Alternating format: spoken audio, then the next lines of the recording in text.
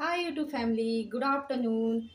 तो मैं आपसे बताना चाहती हूँ कि कोई भी बाप, कोई भी पिता जब बच्चा जन्म लेता है तो अपनी माँ के कहने पे उसको अपनी पत्नी को मायके छोड़ देता है।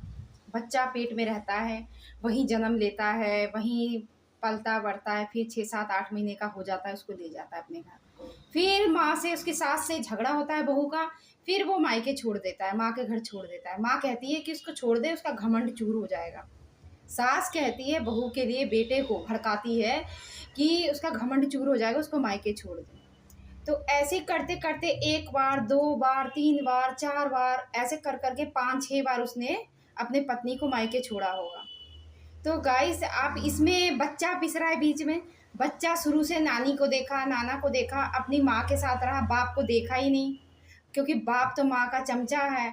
माँ ऐसी हरामजादी मिली है, कुतिया माँ, जो अपने बेटे को सिखा सिखा के बच्चे को दूर कर दिया बाप से, माँ पत्नी को दूर कर दिया पति से, उस कुतिया माँ ने। क्योंकि वो भी रड़ुआ थी, उसका आदमी नहीं था। ऐसे को ऐसे ही कहा जाएगा गाइस। आज के जनरेशन में जैसा हो रहा है ना आजकल, बहुओं के साथ अत्याचार घर में, कई लड़कियां ऐसी हैं जो अभी भी मतलब खून के आंसू रो रही है, अपने माँ बाप को नहीं बता रही है। पति मारता है, पीटता है, टॉर्चर करता है बातों से, फिर बच्चों को उल्टी सीधी बातें सिखाता है। जब पत्नी नहाने चली जाए, चाहे पत्नी नहीं रहती है पास में, तो बच्चों को कुछ ना कुछ निकल जाता है, काम करने के लिए ड्यूटी निकल जाता है।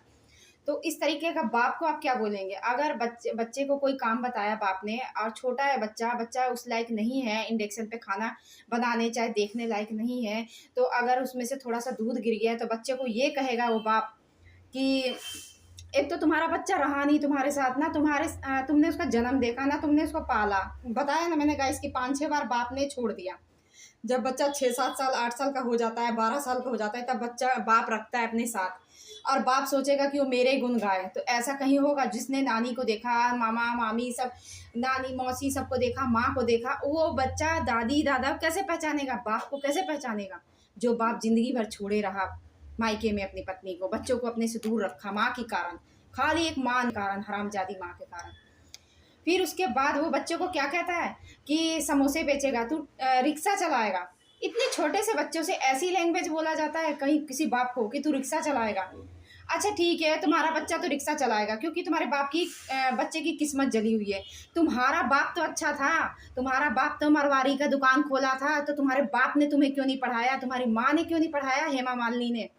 अगर तुम्हारा बाप अच्छा था, तुम्हारी माँ अच्छी थी, पैसे वाले थे, तो तुम्हें क्यों नहीं पढ़ाया? जो तुम समोसे बेच रहे हो स्विगी में, स्विगी का काम कर रहे हो, शर्म नहीं आता है? जोमेटो का काम